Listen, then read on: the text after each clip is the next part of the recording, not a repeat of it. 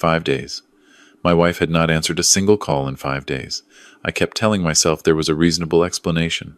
Margaret was 63 years old and had never once gone more than a day without checking in. Not when she visited her sister in Phoenix. Not when I was traveling for work back in my accounting days. Not even during that rough winter when the two of us were barely speaking. She always picked up. She always called back. But 5 days of silence, and my son's phone going straight to voicemail every time I tried, and his wife Sandra's number doing the same, that kind of silence doesn't have a reasonable explanation. That kind of silence means something went wrong. I had been sitting with it for 3 days before I finally decided to drive. I told myself I was overreacting, that I'd pull up to their house in Austin and Margaret would be standing at the kitchen window with a cup of coffee, laughing at me for making the trip. But I loaded a bag into the trunk anyway, locked up the house in Shreveport, and got on I-20 heading west before the sun was fully up. The drive gave me too much time to think. I'm a retired CPA, 34 years of looking at numbers until patterns emerged from what other people saw as noise. I knew what patterns looked like, and the pattern of the last several months had been bothering me in ways I couldn't quite articulate. My son Daniel had been calling more often than usual, but the calls had a different texture. Less catching up, more probing. Questions about the rental properties Margaret and I owned in Bossier City. Questions about our financial planner. Questions about what we'd done with the money from her father's estate 3 years ago.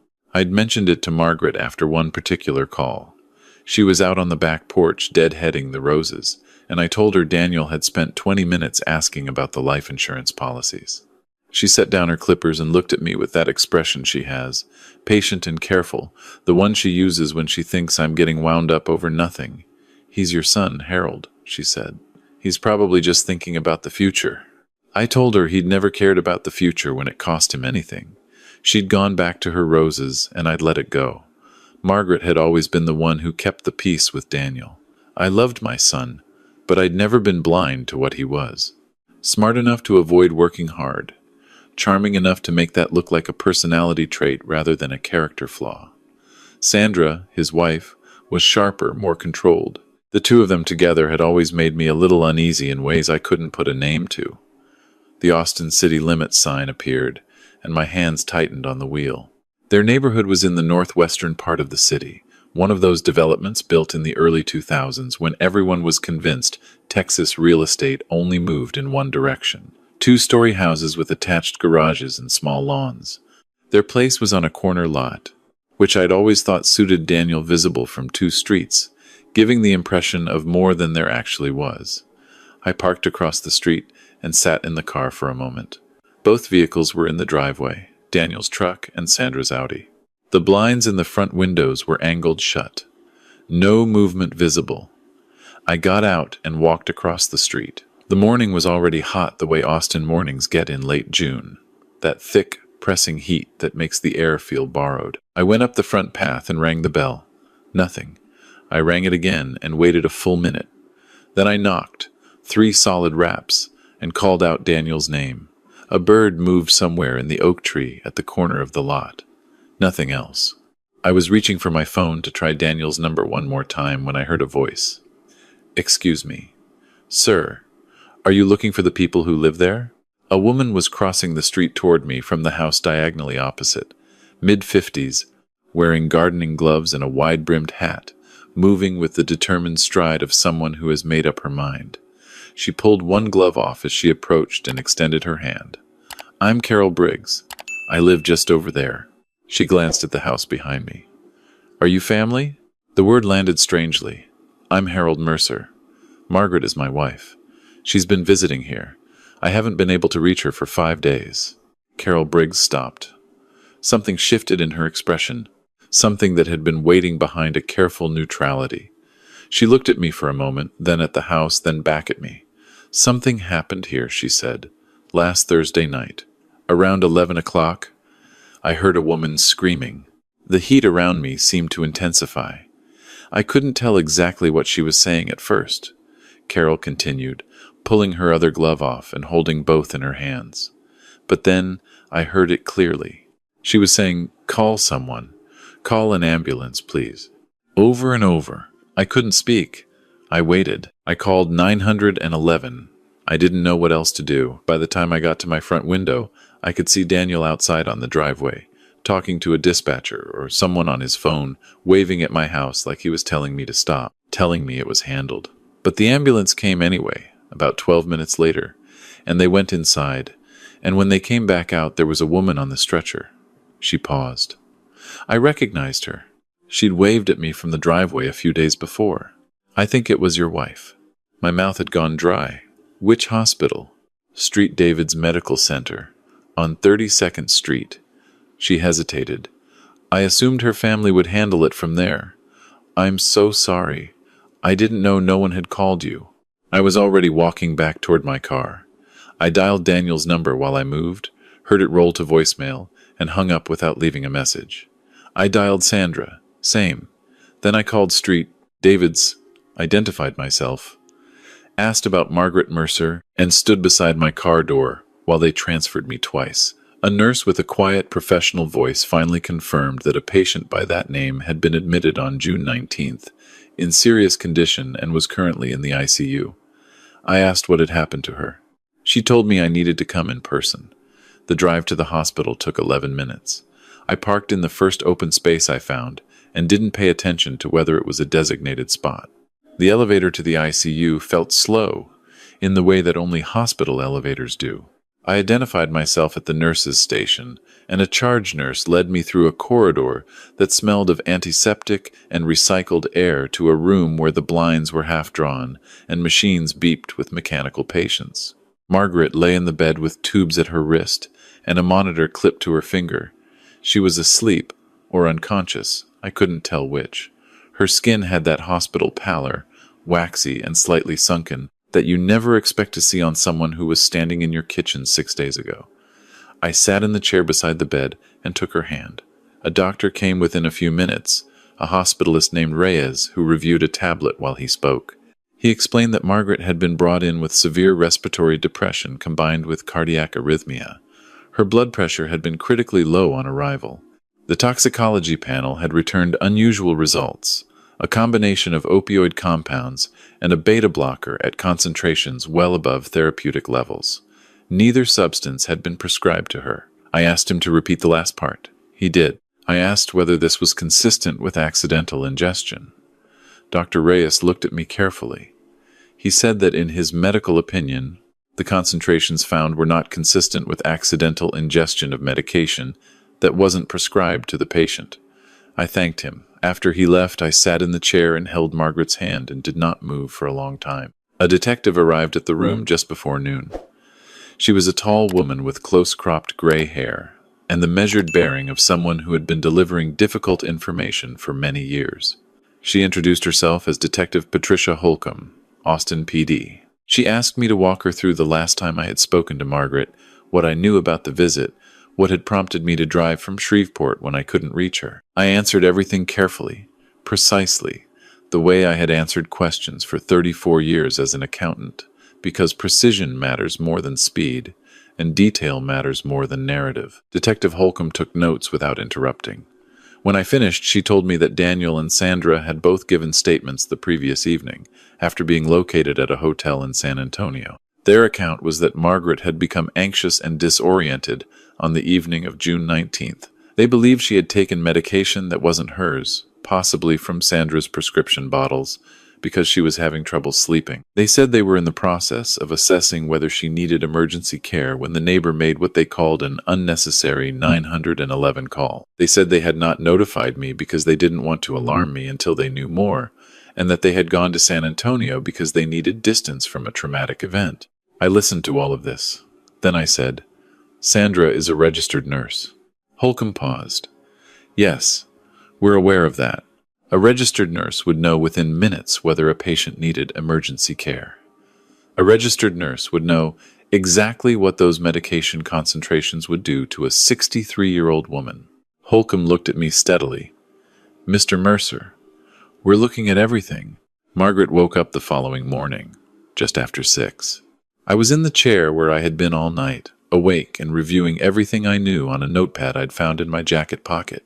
Her fingers moved first, a slow curl against my palm that made me sit forward immediately. Her eyes opened, adjusted to the light, and found my face. Harold.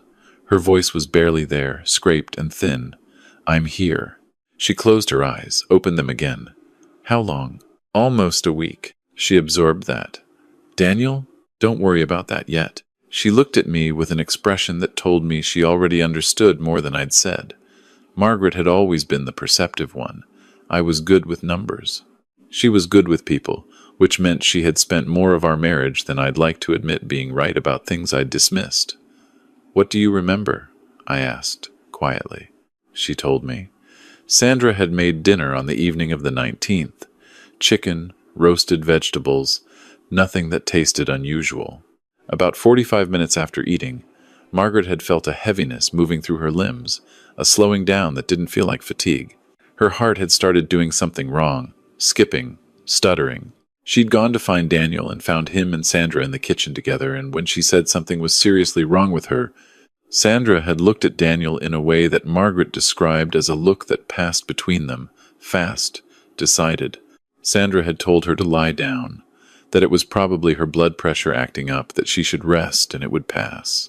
Margaret said she had known then that it would not pass. She had gone to the bedroom and found her phone was missing from the nightstand where she'd left it. She'd gone to the window and tried to open it, and Daniel had appeared in the doorway and told her she needed to stay in bed. She had screamed. She had screamed as loud as she could manage, with a heart that was stuttering and lungs that felt wrapped in something heavy, and she had kept screaming until everything went dark. Detective Holcomb recorded Margaret's statement that morning. When she left, she told me quietly that she was pursuing the investigation with full resources. I thanked her. Then I went to the parking garage, sat in my car, and made 2 calls. The first was to a man named Raymond Cross. Raymond had spent 20 years as a forensic accountant before going private, and I had worked alongside him on 3 occasions during my career when clients had complicated financial situations that needed clarity before anyone else saw them. I told him I needed a full financial picture on my son and his wife. Everything, I said. Don't stop when you find the first bad thing. The second call was to an attorney named Catherine Vollmer in Houston, who had been recommended to me twice over the years by colleagues who described her as methodical and relentless. I told her I needed to meet as soon as possible. Raymond called me back the next afternoon. He'd found enough in 48 hours to fill the folder he messengered to the hospital that evening. Daniel had been carrying significant debt for longer than I'd known.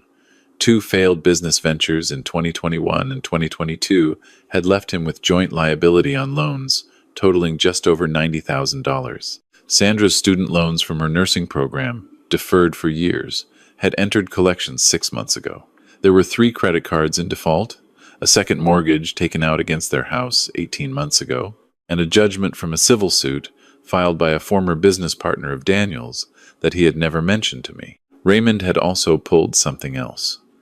Daniel had called the office of our estate attorney, a man named Gerald Ostroff, who had drafted our wills 5 years ago 4 times in the past 2 months. The calls had lasted between 8 and 22 minutes.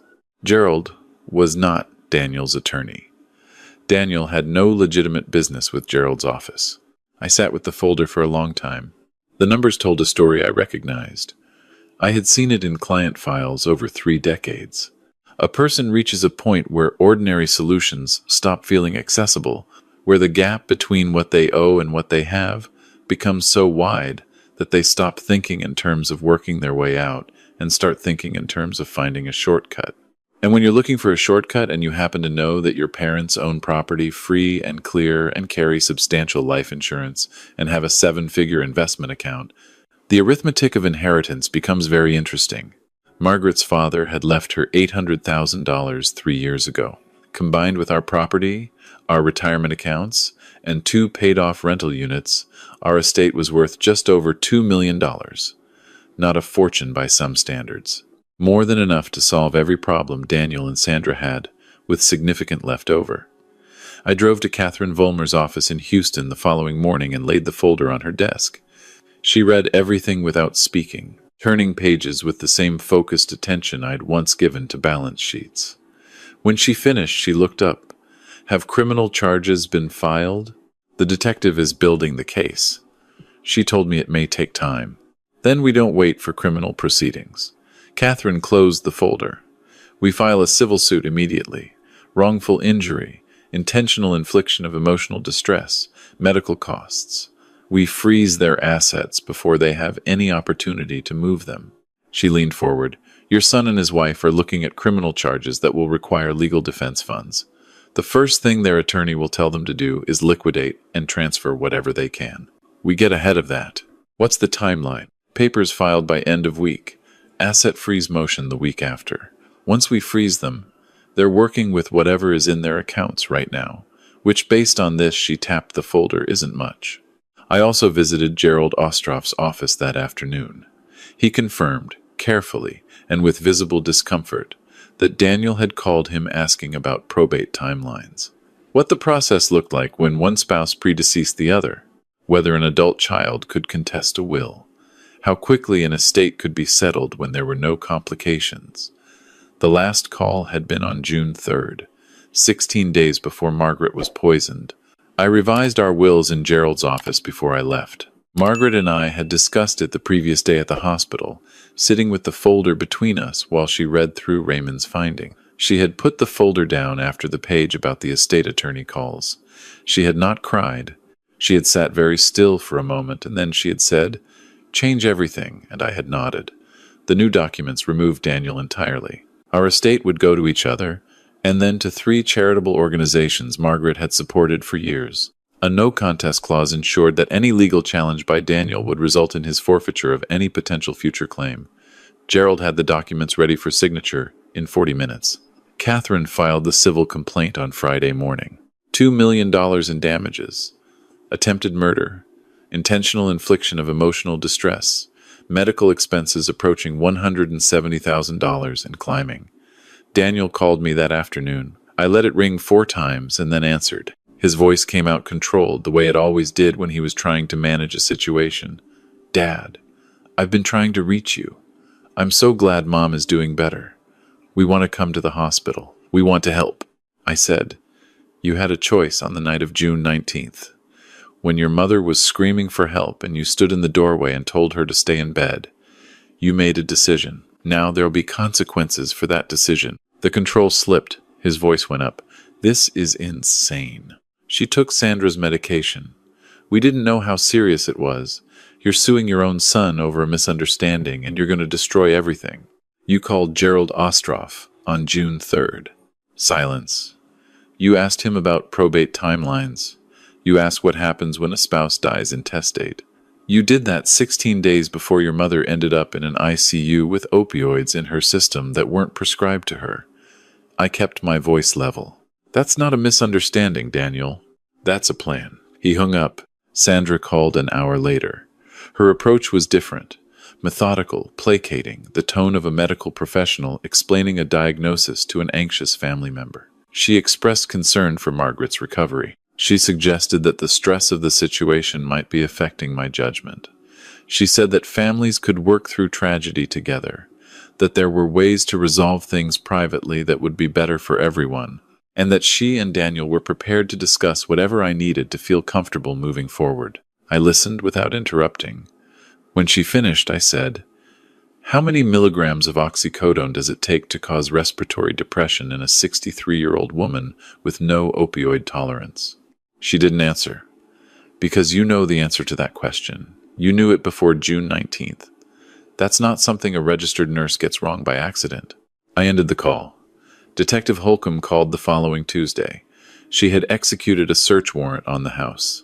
In Sandra's nursing bag, they found an inventory sheet documenting medications she was supposed to have returned to her employer after a home care assignment ended in May. 3 of the listed items were not in the bag. One was an opioid compound. Another was a beta blocker used to manage cardiac arrhythmia. They also found Daniel's laptop.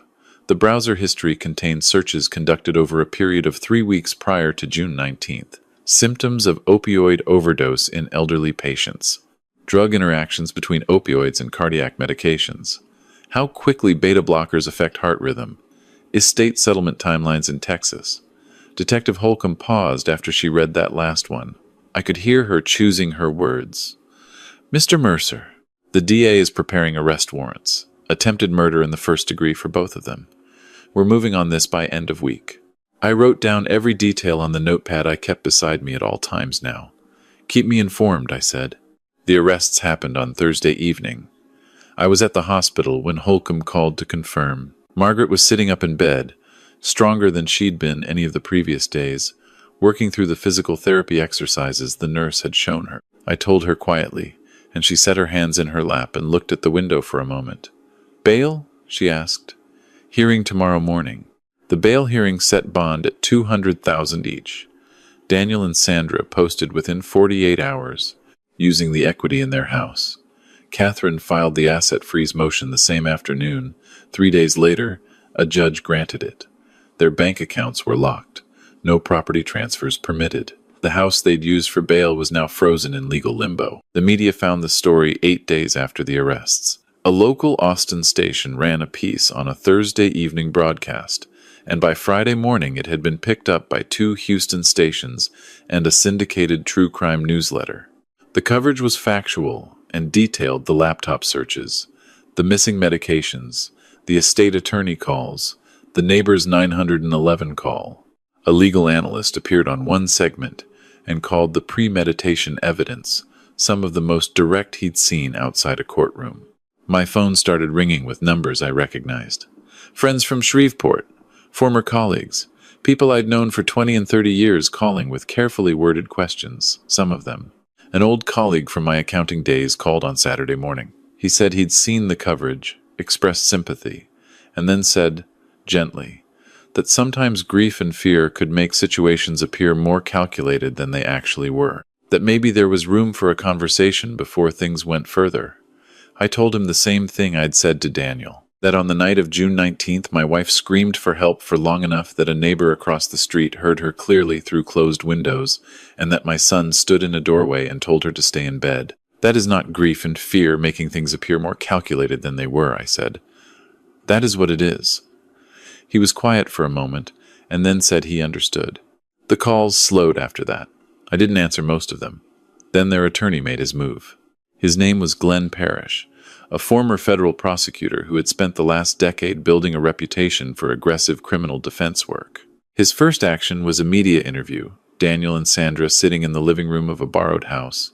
Daniel in a button-down shirt looking exhausted and sincere.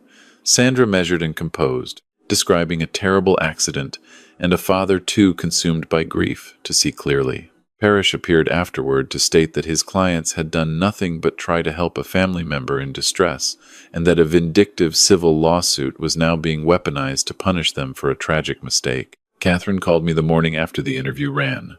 Parrish is good, she said. This is standard. They're trying to shape the jury pool before the trial date is set. Don't let it rattle you. It doesn't rattle me, I said. I've spent 34 years looking at what numbers actually say versus what people claim they mean. Good, because he's also filed a countersuit, defamation and tortious interference with business. They're claiming the civil lawsuit and your public statements have damaged Sandra's nursing career and Daniel's ability to contract. They're asking for $300,000. What does that accomplish? Leverage. Pressure. He wants you to back down or settle. Don't. I didn't. The break came from a direction I hadn't fully anticipated. Sandra had a younger sister named Diane who had apparently been trying to contact law enforcement since the week of the arrest. Detective Holcomb called me on a Wednesday morning to tell me that Diane had come in voluntarily to give a statement. She explained that Sandra had called her in the second week of June, approximately 10 days before the poisoning. Sandra had asked Diane, in a hypothetical framing, what the legal situation would be if someone in the family became seriously ill and the family needed to access their finances quickly. Diane said she hadn't understood the question at the time. After the arrest she had, Diane also told investigators that Sandra had mentioned in the same conversation that she'd recently had access to certain medications from a home care assignment that she hadn't yet returned. That call was on June 9th, 10 days before Margaret ended up in the ICU. Holcomb told me the DA was filing additional charges based on Diane's statement. Conspiracy to commit murder. Solicitation. The original attempted murder charge remained. 2 weeks after the arrests, Catherine and I sat across from each other in her office with the asset freeze confirmed, the criminal charges filed, and the civil case scheduled for its first hearing. Daniel is looking at the evidence and understanding what it means, Catherine said. She set down her coffee. His attorney is going to advise him to cooperate. It's his best available option. You think he'll turn on Sandra? I think he already knows that Sandra was the one with the medical knowledge. She selected the medications. She determined the dosages. He provided access and stood in the doorway. Those are different levels of culpability, and Parrish knows it, which is why he may not be able to represent them both much longer. She was right about the timeline. 9 days later, Parrish withdrew from representing Sandra, citing conflict of interest. She retained separate counsel. The following week, Daniel's new attorney contacted the DA's office about a cooperation agreement. I found out about the details from Catherine, who had sources at the DA's office. Daniel had provided a written statement describing the full scope of what had been planned. Sandra had identified the medications, calculated the doses based on Margaret's age, weight, and absence of tolerance, and removed them from her nursing bag. Daniel had confirmed the timing, ensured Margaret's phone was inaccessible during the critical window, and positioned himself in the doorway when she tried to leave the room. The conversation about Gerald Ostroff's office had been Sandra's idea. The estate timeline research had been conducted on Daniel's laptop because Sandra had suggested using a device she didn't own. The statement was 41 pages. Catherine read me a summary over the phone. When she finished, I sat in the kitchen of the Shreveport house, the same kitchen where Margaret had been standing a few months ago telling me I was getting wound up over nothing, and I looked at the surface of the table for a moment. What happens now? I asked. Daniel pleads to conspiracy to commit attempted murder. 7 to 10 years. He testifies against Sandra at trial. Sandra is facing the full attempted murder charge plus conspiracy, plus obstruction for the false statements to police.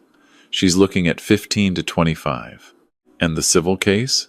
We proceed. The criminal guilty plea becomes evidence in our civil proceeding. The judgment we get will follow both of them regardless of the bankruptcy they've already filed. I called Margaret that evening. She was staying with her sister in Phoenix during the recovery, building her strength back on her own schedule. I told her everything Catherine had said, laying it out the way I always laid things out for her clearly, in order, without embellishment. She was quiet for a moment after I finished. He wrote 41 pages, she said. Yes. He stood in the doorway while I was screaming. And now he wrote 41 pages. I didn't answer, because there wasn't anything to say to that. Does it help? She asked. Knowing that, I thought about it. It helps the case, I said. I don't know if it helps anything else yet. She said she understood. Then she asked about the roses in the backyard, whether I'd been watering them, and I told her I'd been trying. And she said she'd call the neighbor girl who sometimes helped in the garden, and we talked for another 40 minutes about ordinary things, the way people do when they have survived something that could have ended all their ordinary conversations permanently. Daniel's formal allocution happened on a Thursday morning in October. He stood before the judge and confirmed, under oath, everything in the 41-page statement. The judge accepted the plea, 8 years, with possibility of parole after 6.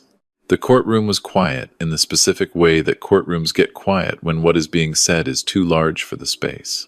I watched my son speak the words and tried to find something in his face that I recognized from the person I'd raised. I found less than I expected. Sandra's trial lasted 4 days. Daniel testified for 7 hours over 2 sessions. The laptop evidence was introduced in its entirety. Diane's statement was read into the record. Sandra's defense argued that the medication had been taken accidentally, that the concentrations were the result of Margaret's own actions, that the employer records about the missing medications were incomplete. The jury deliberated for less than 3 hours. Guilty on all counts. The sentencing was 2 weeks later. I brought Margaret, who had come back to Shreveport in September and had been recovering steadily, walking farther each morning, getting color back in her face. We sat in the second row. The judge addressed Sandra directly before pronouncing sentence. She said that what Sandra had done required not only intent, but professional knowledge, that she had used training meant to preserve life to calculate how to end one, and that the court found no evidence of remorse in her conduct before, during, or after the crime. 22 years. Eligible for parole after 18. The gavel came down. Sandra was escorted out without looking at us. Margaret's hand was in mine, and I felt her grip tighten once and then release. She didn't cry. She had done her crying in the Phoenix weeks, she told me later, alone and private, the way she preferred to do difficult things. We went out through the side entrance to avoid the cameras and drove back across the city in comfortable quiet. The civil judgment came 6 weeks after the criminal sentencing. Catherine had presented the case in a proceeding that lasted 3 hours. Medical bills totaling $168,000. Lost income from Margaret's part-time consulting work during recovery. Emotional distress, quantified by 2 years of projected therapy costs. Pain and suffering. The judge awarded $1.8 million. Collecting it was not the point. Daniel and Sandra had both filed bankruptcy. The house had been foreclosed. Their accounts held almost nothing. But the judgment was on the public record, attached to their names permanently, renewable, and applicable to any future income or inheritance they might ever receive. If Daniel came out in 6 years and built any kind of financial life, we could pursue it. If Sandra's elderly parents left her anything in 20 years, we could pursue that too. The judgment doesn't expire, Catherine had told me. Neither does what they owe. Margaret and I updated our estate plans one final time after the civil judgment. The rental properties would go to 3 organizations she'd supported for years, a food bank in Beauchet Parish, a literacy program she'd volunteered with for a decade, and an animal rescue outside Shreveport that she'd been partial to ever since we adopted our old dog there 12 years ago. There was no ambiguity, no room for challenge, no version of events in which Daniel or Sandra or any attorney they ever hired could claim a share of anything we'd built together. What Daniel had tried to get his hands on would go instead to people who needed it, and had not tried to kill anyone to obtain it. On a Saturday morning in December, 6 months after the ambulance had taken Margaret out of our son's house on a stretcher, I stood in the backyard in Shreveport while Margaret knelt beside the rose bed and worked through the winter pruning. The morning was cold, by Louisiana standards, gray and still. She was wearing the old green jacket she'd had since before we were married, which she refused to replace on principle. "We should go somewhere," she said, not looking up from the pruning. "Where?" "Somewhere we've been saying we'll go for 20 years and haven't." She sat back on her heels and looked at me over her shoulder. "We have time now, and I intend to use it."